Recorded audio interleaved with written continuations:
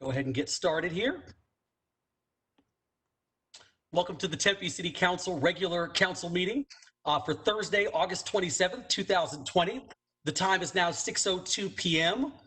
Due to concerns over COVID-19 exposure, the city has implemented measures to protect our community, including the closing of council chambers and limiting public attendance to electronic means only. Members of the public may view the live meeting proceedings on Tempe Channel 11 or attend the meeting virtually through Cisco WebEx events by visiting www.tempe.gov/clerk for more information. Item number 1 here is the moment of silence. Let's take a quick moment of silence.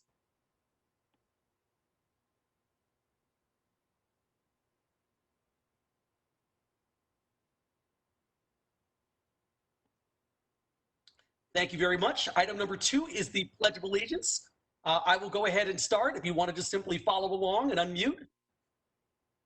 I pledge allegiance to the flag of the United States of America and to the republic for which it stands, one nation, under God, indivisible, with liberty and justice for all.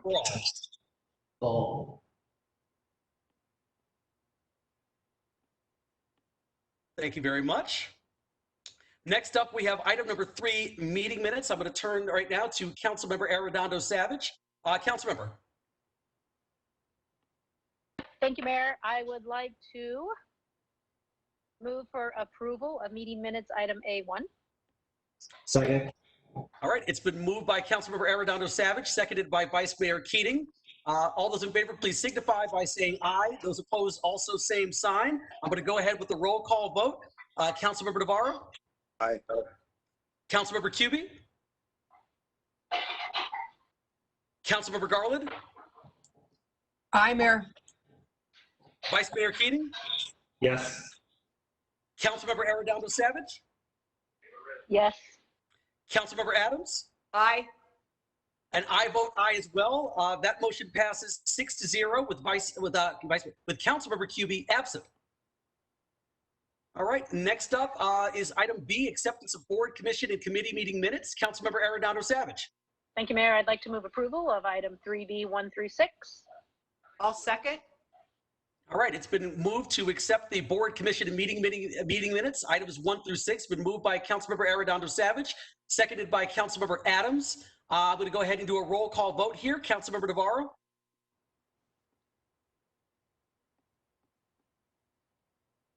Aye. Councilmember Cubie? Councilmember Garland? Aye, Mayor. Vice Mayor Keating? Yes. Councilmember Arredondo Savage? Aye. Councilmember Adams? Aye. And I vote aye as well. That motion passes 6-0 with Councilmember Cubie absent. All right, next up, we've got item number 4 here, reports and announcements. City of Tempe Commission appointments. So per the city chart, the Tempe City Charter, the council will be voting to approve appointments to several boards and commissions. Those appointments are going to be listed under item 5A1. So those will come later on. Next up, we've got item 4B, City Manager's reports and announcements. Mr. City Manager, any reports or announcements? Thank you, Mr. Mayor, members of council. I do have one moment or one item I'd like to announce, a sad item, passing of a former city employee, Mr. Jim Emery. He worked for nearly 25 years in our city prosecutor's office. Just one of the great characters and personalities that I knew when I first started out here working for the city of Tempe in the early 1990s. He was a Vietnam War veteran and a Marine, and just an outstanding human being all around. And all of us who knew him were touched by him, and we're going to miss him tremendously. So all the best to his friends and family.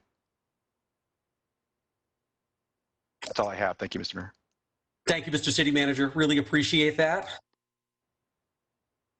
All right, next up here, item number 5 is the consent agenda. All items listed on the consent agenda will be considered as a group and will be enacted with one motion by the City Council unless an item is removed for separate consideration. members of the public may remove public hearing items for separate consideration. Public hearing items are designated by an asterisk. Council members may remove any item for separate consideration or to declare a conflict of interest. If a council member would like to declare a conflict at this time, the city clerk will provide the council member with a disclosure form. The public may also submit written comments via the City of Tempe speaker/comment card on tempe.gov/clerk. So the consent agenda is as follows: miscellaneous items 5A1 through 5A3, awards of bids and contracts, items 5B1 through 5B9, and resolutions, items 5C1 through 5C7.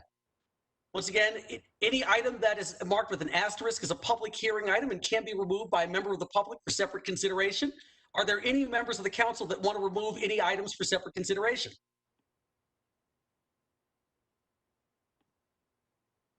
All right, hearing none, then I'm going to ask for a motion to approve the entire consent agenda. Do I have a motion? So moved. Second, All right, Mayor. sounds like I've got a move by Vice Mayor Keating and seconded by Councilmember Navarro. Let's go ahead and do a roll call vote here. Councilmember Navarro. Aye. Councilmember Cubey. Councilmember Garland. Aye. Vice Mayor Keating. Yes. Councilmember Arredondo Savage. Aye. Councilmember Adams. Aye. And I vote aye as well. That passes 6-0 with Councilmember Cubey absent. All right. On that one, Mr. Mayor. Oh, you're back. Yep. All right. Did I? Welcome back. All right, here, we're on item number 6. All items listed on the non-consent agenda will be considered separately. Agenda items scheduled for introduction and first public hearing will be heard, but will not be voted upon at this meeting. Agenda items scheduled for second public hearing and final adoption will be voted upon tonight. Council members who may have a conflict of interest may abstain from voting on a matter, and the city clerk will provide the council members with the disclosure form at this time. The first item under the section is 6A1, miscellaneous items, bids, contracts, and resolutions. 6A1 is award a construction contract to Vincon Engineering Construction, LLC for minor concrete improvements, on-call maintenance, and emergency repairs. Are there any comments or questions from council? All right. Hearing none. We are not, and there's no vote on these, correct, Mr. City Manager?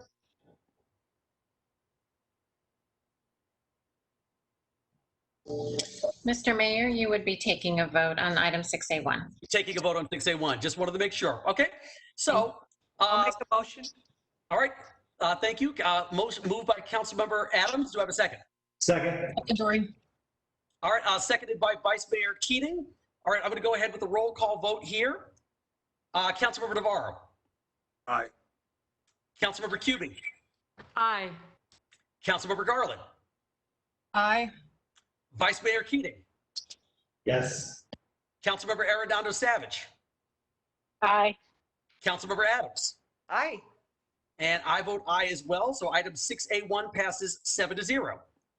The last item under this section is 6A2, which is award a construction contract to Talis Construction Corporation for the El Paso Gasline Multi-Use Path, McClintock Drive to Price Road project, located south of Baseline Road from McClintock Drive to Price Road.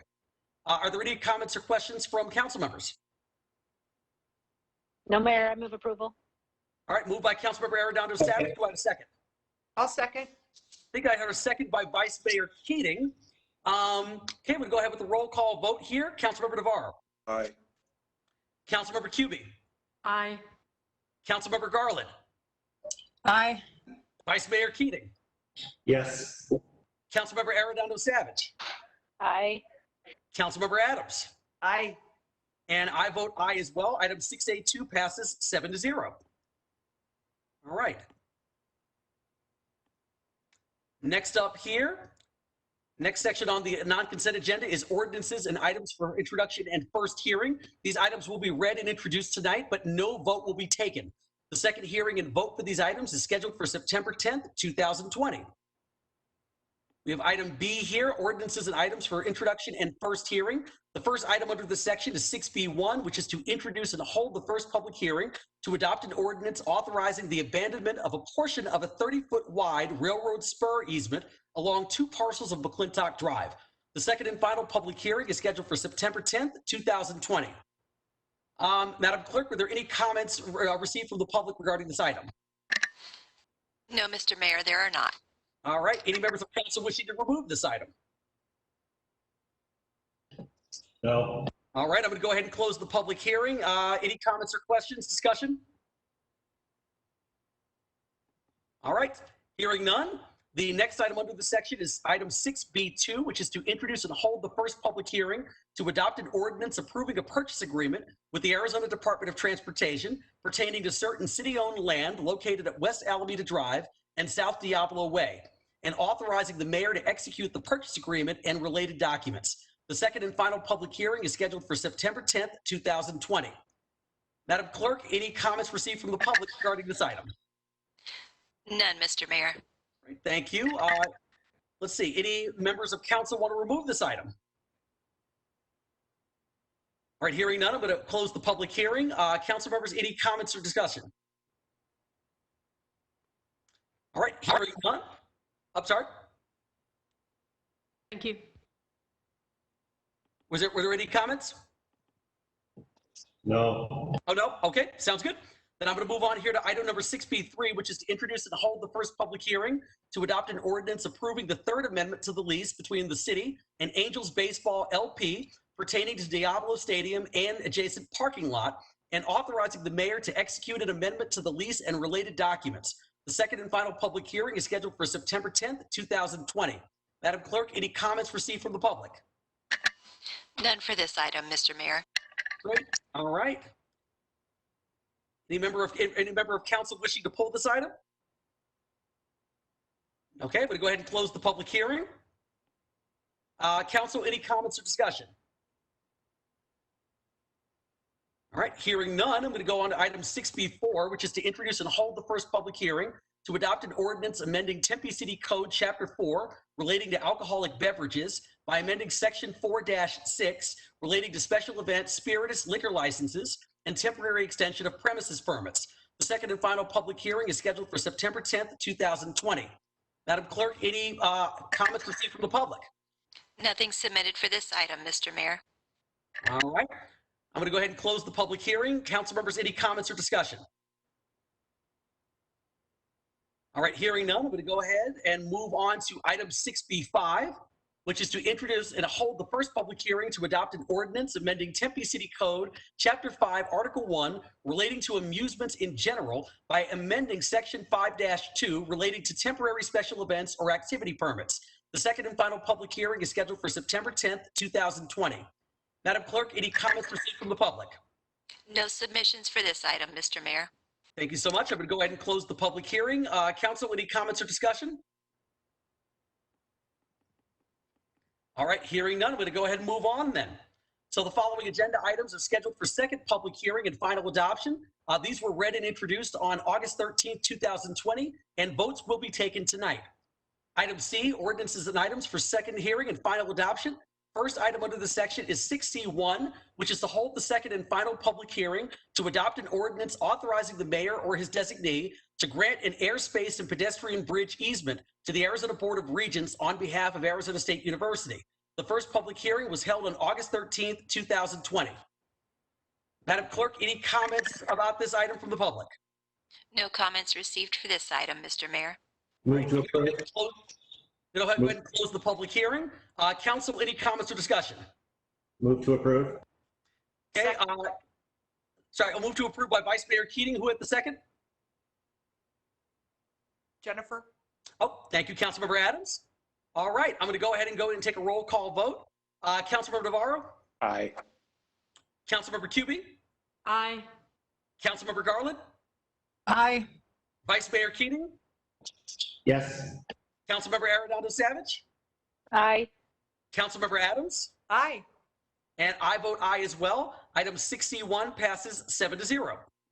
The next item under the section is 6C2, is to hold the second and final public hearing to adopt an ordinance authorizing the abandonment of a public utility, drainage, refuse, and emergency access easement and a typical service easement located at 5454 South Beck Avenue near the southeast corner of Baseline Road and Priest Drive. The first public hearing was held on August 13th, 2020. Madam Clerk, any comments from the public regarding this item? No public input for this item, Mr. Mayor. Thank you so much. I would go ahead and close the public hearing. Council, any comments or discussion? Move to approve. Okay, moved by Vice Mayor Keating. Do I have a second? Second. Second by Councilmember Garland. I'm going to go ahead and call for a roll call vote. Councilmember Navarro? Aye. Councilmember Cubey? Aye. Councilmember Garland? Aye. Vice Mayor Keating? Yay. You're switching it up on us, I see. Councilmember Arredondo Savage? Yes. Councilmember Adams? Aye. And I'm going to vote aye as well. So item 6C2 passes 7-0. Next item under the section is 6C3, which is to hold the second and final public hearing to adopt an ordinance authorizing the issuance of a license for special use for installation and maintenance of private fiber optic cable under city right-of-way located at Green Tree Road and Priest Drive. The first public hearing was held on August 13th, 2020. Madam Clerk, any comments from the public received regarding this item? Nothing received for this item, Mr. Mayor. All right, thank you so much. I'm going to go ahead and close the public hearing. Council, any comments or discussion? Move to approve. Okay, moved by Vice Mayor Keating. Do I have a second? Second. Okay, seconded by Councilmember Garland. Roll call vote here. Councilmember Navarro? Aye. Councilmember Cubey? Aye. Councilmember Garland? Aye. Vice Mayor Keating? Yes. Councilmember Arredondo Savage? Yes. Councilmember Adams? Aye. And I vote aye as well. Item 6C3 passes 7-0. Last item under the section is 6C4, which is to hold the second and final public hearing to adopt an ordinance amending Chapter 19, Motor Vehicle and Multimodal Traffic, Article 5, Speed Regulations, Section 19-63, Speed Limits, enumerated of the Tempe City Code. The first public hearing was held on August 13th, 2020. Madam Clerk, any comments received from the public regarding this item? No public input for this item, Mr. Mayor. Thank you so much. I'm going to go ahead then and close the public hearing. Council, any comments or discussion? Move to approve. Okay, moved by Vice Mayor Keating. Do I have a second? Second. All right, seconded by Councilmember Adams. Going to go ahead and call for a roll call vote here. Councilmember Navarro? Aye. Aye. Councilmember Cubey? Aye. Councilmember Garland? Aye. Vice Mayor Keating? Yes. Councilmember Arredondo Savage? Yes. And Councilmember Adams? Councilmember Adams? Okay, great. And that item, and I vote aye as well. That item passes 7-0. Next up, we have current events, council announcements, and future agenda items. I'm going to go ahead here and start with Councilmember Adams. 1 second and go after. You got it. How about Councilmember Arredondo Savage?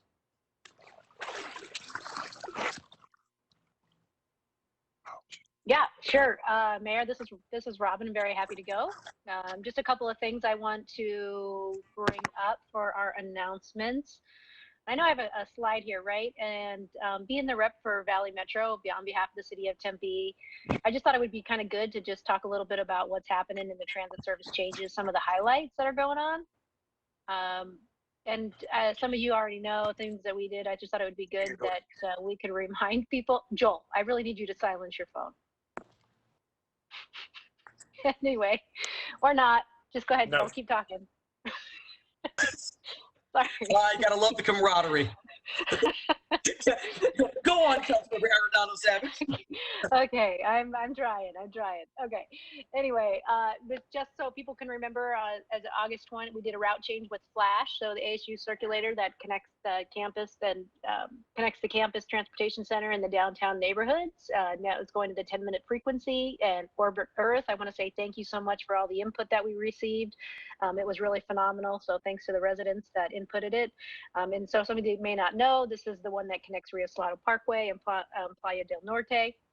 to the new developments in the downtown Tempe, North Tempe neighborhoods, and the Tempe marketplace, and that's going to be a 15-minute frequency. And just so you know, Valley Metro's been working really hard to address and take COVID-19 precautions, and hopefully, with the intent to make sure all the riders are safe, all the operators are safe, and any staff involved continues to want to have a really good quality rider experience, and they continue to do that. Face coverings are required when you're riding on Valley Metro, and they've actually had really excellent compliance. So I thought I wanted to know that. They're still doing the rear door boarding, and they're doing social distancing on board, and also are installing right now, but as we speak, protection barriers for the operators. So also with that and enhanced cleaning, they're doing a really great job. And I would say if anybody has any questions, please reach out to the city of Tempe or to Valley Metro directly if you have any concerns. As you know, ridership is down about 55% overall, and we'd really love to see and make sure people get to where they need to go. And when we have the ability to do mass transit, it's a great option. So thank you on that one, Mayor. And the second one, I just want to take a second to recognize an individual, Ramon Mata, who is a 30-year employee. And I want to thank my council colleague, Lauren Kuby, for bringing up the 30-year individuals that I feel have spent their entire careers with the city of Tempe, and how grateful I am for that. And when you think about Ramon, for those of you that know him, for me, I mean, he really truly bleeds Tempe values, ethics, and pride. And that's exactly what I think of when I think of Ramon. He is so proud to be a civil servant.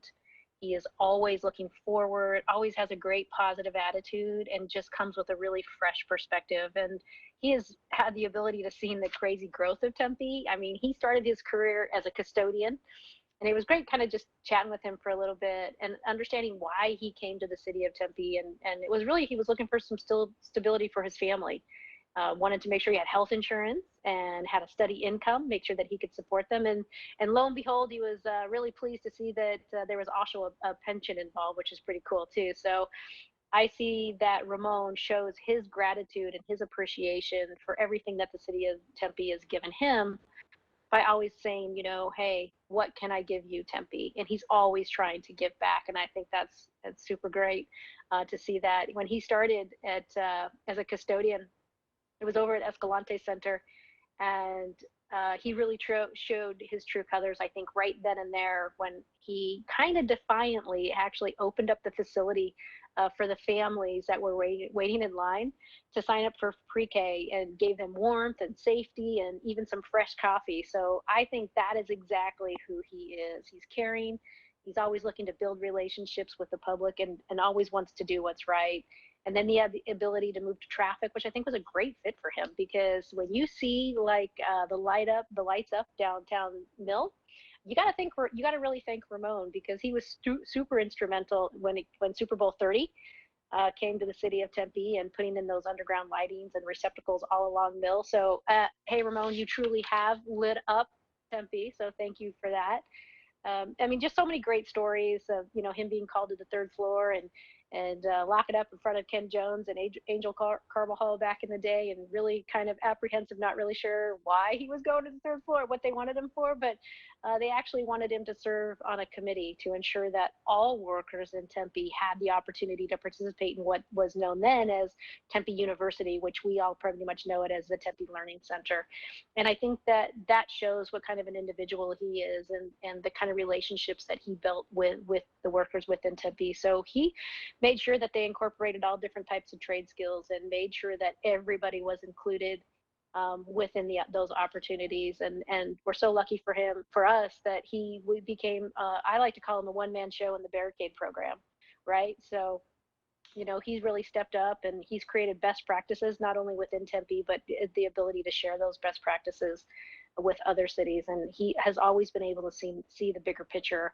We always have lack of resources, but he is always trying to do more, and he does. So he realizes the importance of partnerships. I think he realized the importance of the relationships, even back when he was in doing his custodial work, and built those relationships with fire, PD, and traffic, ASU, and SRP, just so many things. So he realized that, when we put up barricades for one reason or the other, that it not only impacts traffic, but everyone that has an ability to be impacted by that. And he wanted to make sure that, partnering to messaging and all the efficiencies were shared amongst the partnership. So And I will say this one thing, and I think the people that know him is he is not afraid to shut down a construction project if they didn't follow the rules, because he likes people to follow the rules. I think we all know that. And he is a proud man, as a very proud father, and a very proud city servant. So Ramon, I just want to say thanks to you. Please thank your family for your service and being an amazing role model for others. We are definitely a better place because of you.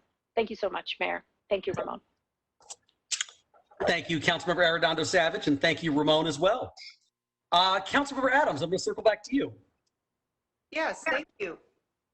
I just have a couple announcements. One is I want to wish everyone happy Labor Day. It's coming up, and I want everybody to be very safe and have fun and continue to practice social distancing. We didn't do so well over Memorial Day, so I'm hoping Labor Day we can really show the country how good we are at social distancing and wearing our masks. So happy Labor Day. Also, the city of Tempe is now accepting reservations for athletic fields and volleyball courts. There are new safety restrictions to keep participants and spectators safe during the COVID-19 pandemic. Residents interested in reserving an athletic field or volleyball court can find reservation forms and more details on tempe.gov/parks. So go out there and stay healthy, stay safe, and get some exercise. Thank you. That's all my announcements. Oh, and I want to thank Councilmember Arredondo Savage for going first. Thank you, Robin. Thank you, Councilmember Adams. Next up, Councilmember Navarro. Thank you, Mayor. Just want to bring up a topic, and hopefully know that people know it's out there. I just want to take a moment to remind the community of the terrific tool that we have at our disposal with regards to tracking the spread of COVID-19 in our community. Our wastewater COVID-19 dashboard helps us track the spread of the virus in ways that no other city currently is doing. This is especially important as the state begins its efforts to look at metrics on reopening our communities, as well as us being backed by ASU. We're excited to have K through 12 students and this dashboard to be presented to our community to provide another tool to drive decisions on making sure that our community is healthy. Since we have proven to use this tool in our city, since we have proven that this tool has been useful for our city, I would like to ask our city manager, Andrew Ching, if he would initiate the segment out of Area 1 to focus on that to focus on that area. We have it's one of the biggest areas within that display on your screen there. And I think we can probably try to do our best to parcel that up. In that area, we currently have 10 parks, and I'd imagine 10 schools probably located too at those parks in those areas. And I think as we can start segmenting down just a little bit more, it gives our residents just a little bit better tool to engage on how our schools are doing, how our parks are doing, how those areas are doing when it relates to the COVID virus. I think that would be a big plus if we could maybe break that segment up a little bit more. But I'm excited about this tool. Please visit the Tempe website, look under Corona COVID-19 data information, and you'll find our dashboard on the wastewater updates. It's tremendous. We're showing some good signs, and we're hopefully going to be able to not only show it for the state, but also for the nation and world. I think has a lot to take from this, and I'm excited that we're one of the first cities, one of the first out of maybe 3 in the world that are doing this. So I appreciate our residents looking into this. That is all. Thank you, Councilmember Navarro. Next up, Councilmember Hubie. Thank you, Mr. Mayor. So I have another 30-year employee that I'd like to lend congratulations to. That's Ernie Fresquillo. He's retiring after 30 years. He began his career in Tempe as a temporary employee back in 1990, working for the parks at Diablo Stadium, and shortly thereafter, he became a full-time employee. And after 5 years in parks, he took a position in the water department as a water utility technician. And while doing the rounds with the crews, working on water and sewer infrastructure, he liked so much, the construction part so much, he was transferred to full-time construction crew. In 1998, He took a position with Environmental Services as an environmental technician and later was promoted to environmental investigator.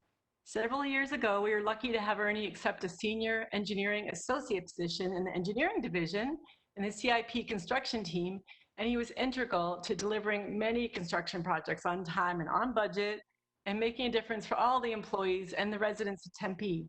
His integrity, professionalism, and technical knowledge will be missed in the engineering division, the City of Tempe community, and the community beyond. Ernie, we wish you the best in your future endeavors. Retirement will surely offer you many opportunities, which I know you'll embrace wholeheartedly, just as you did at the City of Tempe. So a round of applause for Ernie. Woohoo! Next, we have water audit. So the Standard for Family in Tempe are water conservation champions. They received a free water consultation with our Tempe water conservation specialists back in 2019, and they became the first household to be certified in water efficiency certification pilot program. And their dedications paid off, not just with the applause and the kudos, but they used 25% less water this past June than in 2019. And they're on track to use 22% less water in 2020 than they did last year, despite, we've had a really hot summer and over 100 days without rain. So that's a remarkable achievement. And best of all, by watering so efficiently and implementing a lot of landscape best care practices, they're saving water while their landscape, as you can see, continues to look beautiful and healthy. So thank you so much, Standard for Family. Lastly, the community cats in Tempe. So last week, y'all approved expanding our popular feral cat program citywide. Thank you very much. And thank you so much to Councilmember Adams and Vice Mayor Keating for your service on the working group. We also closed out the original 4-neighborhood pilot today with the second mobile trap neuter release clinic in the last month. So in July 29th, we spayed and neutered 43 cats from our pilot neighborhoods. And today we did 41 cats. They had spay or neuter surgery and they're recovering now comfortably in a city facility, and they'll be returned to their neighborhoods tomorrow. It's all about returning them back to the original colony. That's what makes sense from all the literature, from Humane Society advice, and from Kristen Gwynn, who knows so much about cat colony management.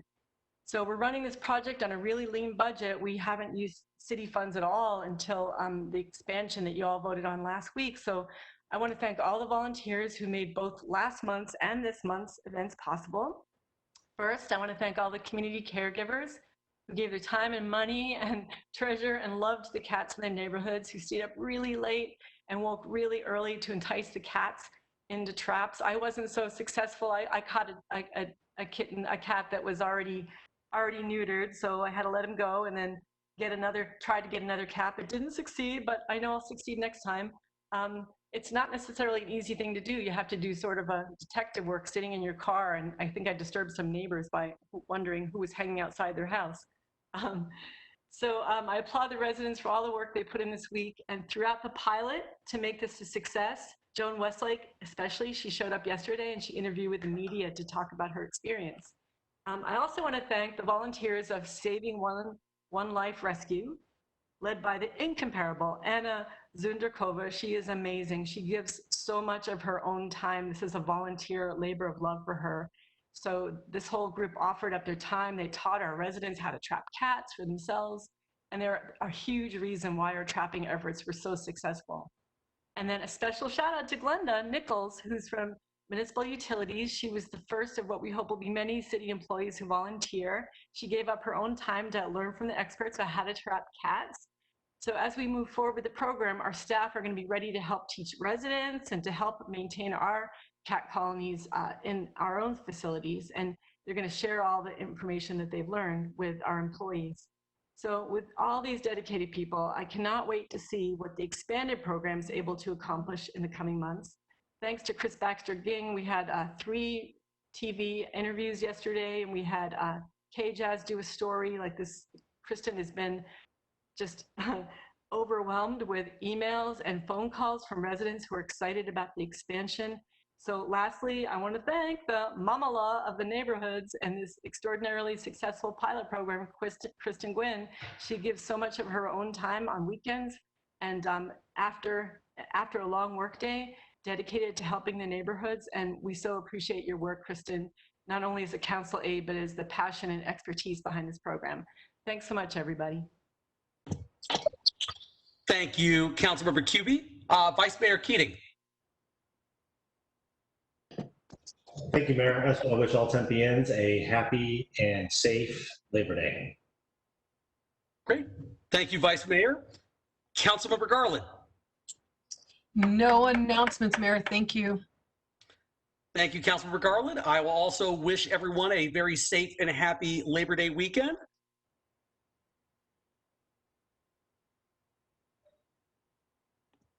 All right. Next up here, we have item number 8. I'm going to turn my camera back on, which are public appearances. Madam Clerk, are there any public appearances that we received? Mayor, I do have one comment card received that's been asked to be read into the record. It's from Sounds good. Katie Zeters, resident of Tempe. She writes, "Hi, I'm Katie, a Tempe resident in 85282. I've emailed with some of the council members on the topic of policing, and I do have some specific questions I'm hoping to get answered. As you may tonight, we are once again reflecting on police brutality around the U.S. and in our own communities. Our community continues to call on Tempe City Council to de-invest in policing, to take away funds from the Tempe Police Department and invest them in our communities. On June 11th, the City Council approved the 2021 budget, which allocated $98 million, nearly half of the general fund budget, to the police department. The police have a budget that is 6 times that of community development and 8 times that of human services. During that meeting, Council members Navarro, Cubie, and Keating all discussed some reservations with the budget, but then stated that the budget was flexible and could be changed throughout the year. Yet we have seen no change to police funding since that time. Then on June 25th, the council reviewed the readjustment budget, a budget that required cuts to all departments because of COVID-19. A careful examination of that budget revealed that most departments were facing cuts of about 7 to 15% of their budget, but the police department budget was only cut by 5%. It's worth pointing out that if you moved all the police department's red items to green, you would save enough funds to completely eliminate any cuts to community services, human services, fire, and strategic management and diversity. That is how large the police budget is, but the police budget stayed intact.